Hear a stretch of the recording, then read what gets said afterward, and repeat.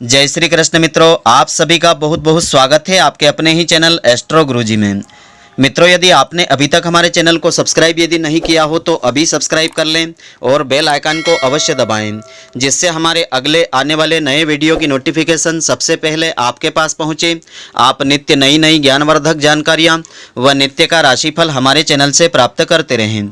तो मित्रों, आज आपको हम बताने जा रहे हैं इस नवरात्र में अष्टमी, नवमी और विजयादशमी की तिथि कब रहेगी, इसकी सटीक जानकारी आज आपको हम देंगे।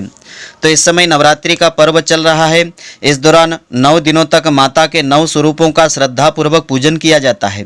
तो नवरात्रि के प्रथम दिन से लेकर के 9वें दिन तक माता शैलपुत्री, ब्रह्मचारिणी माता, चंद्रघंटा, कुष्मांडा माता, स्कंद माता, कात्यायनी माता, कालरात्रि माता, सिद्धिदात्री माता का पूजन किया जाता है।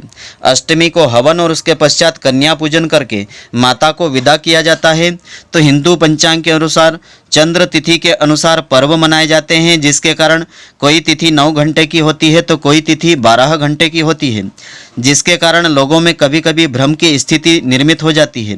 तो इस बार भी लोगों के मन में अष्टमी, नवमी और विजयादशमी को लेकर भ्रम की स्थिति बनी हुई है। तो आइए अब हम जानते हैं किस दिन कौन सी तिथि रहेगी।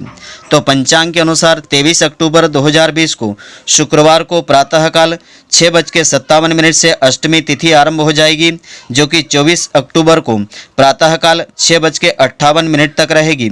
उदयात तिथि होने के कारण 24 अक्टूबर 2020 को ही अष्टमी तिथि रहेगी। उसके पश्चात नवमी तिथि ही इस दिन प्रातःकाल 6:58 से आरंभ होकर के तो 25 अक्टूबर 2020 को प्रातःकाल 7:41 तक रहेगी। इस प्रकार से 25 अक्टूबर को ही नवमी तिथि रहेगी।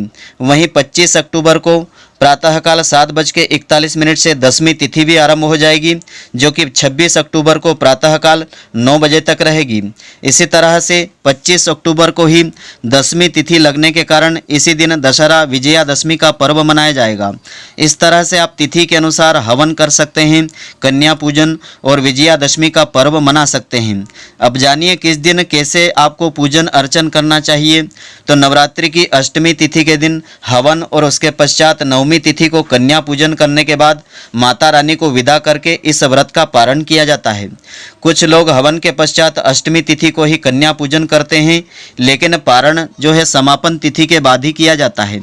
अष्टमी तिथि को माता महागौरी और नवमी तिथि को माता सिद्धिदात्री का पूजन अर्चन करना चाहिए। तो कन्या पूजन का विशेष इसमें महत्व होता है। नवमी तिथि को माता सिद्धिदात्री के पूजन के साथ कन्या भोजन करवाने का विशेष महत्व होता है, क्योंकि कन्याओं का पूजन करने से देवी जगदम्बा की विशेष कृपा मिलती है। नवरात्र के व्रत का संपूर्ण फल मिलता है। नवरात्रि में माता के 9 स्वरूपों को मान करके 9 कन्याओं का पूजन किया जाना चाहिए। नवरात्रि में 9 कन्याओं के साथ एक बालक को भी बटुक भैरव मान करके उसका पूजन अर्चन करना चाहिए। तो 2 वर्ष से लेकर के 10 वर्ष तक की कन्याओं को भोजन करवाने का विशेष महत्व होता है। इस प्रकार से आप कन्या पूजन कर सकते हैं, जिससे कि नवरात्रि के व्रत का भी संपूर्ण फल आपको मिलेगा और देवी जगदम्बा की विशेष कृपा आपको मिलेगी। और इसके अलावा आप नवरात्रि में विशेष उपाय इस प्रकार से कर सकते हैं, जिससे देवी जगदम्बा की कृपा दृष्टि सदैव ही आपके ऊपर बनी रहेगी।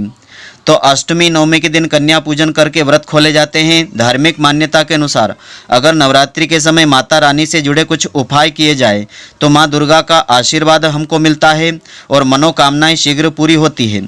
तो आइए अब हम जानते हैं कि नवरात्रि में माता रानी का विशेष आशीर्वाद पाने के लिए क्या विशेष उपाय हमको करना चाहिए। तो शारदीय नवरात्र में माता दुर्गा को शहद का भोग अवश्य लगाना चाहिए।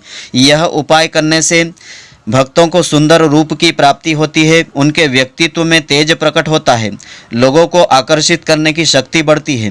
नवरात्रि में पूजा के समय प्रतिदिन माता को शहद का भोग अवश्य अर्पित करना चाहिए।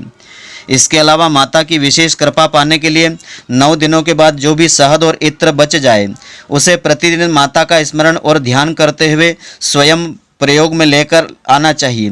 माँ दुर्गा की आपके ऊपर सदैव कृपा दृष्टि बनी रहेगी। यानी आपने पूजन में जो शहद प्रयोग किया है उसमें से बचा हुआ नित्य आप प्रयोग करते हैं तो देवी जगदम्बा की विशेष कृपा दृष्टि आपको मिलती रहेगी। और हर मनोकामना को पूरी करने के लिए विशेष उपाय आप कर सकते हैं। नवरात्रि में माता दुर्गा की आराधना लाल रंग के कंबल के आसन पर बैठ कर के करना अति उत्तम माना गया है।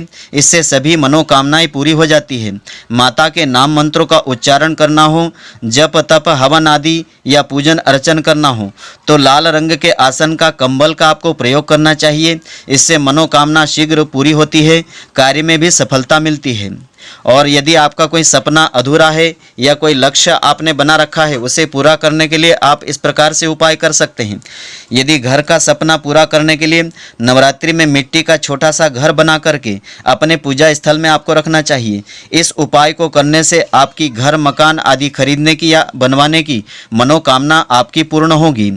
इसके अलावा नवरात्रि में मनोकामनाओं की पूर्ति के लिए अधिक से अधिक माता दुर्गा को समर्पित मंत्रों का जाप अवश्य करना चाहिए। माता दुर्गा का सबसे सरल मंत्र इस प्रकार से है। इस मंत्र का उच्चारण करने से देवी दुर्गा की विशेष कृपा आपको मिलेगी और आपकी जो मनोकामना होगी वह भी शीघ्र पूरी होगी।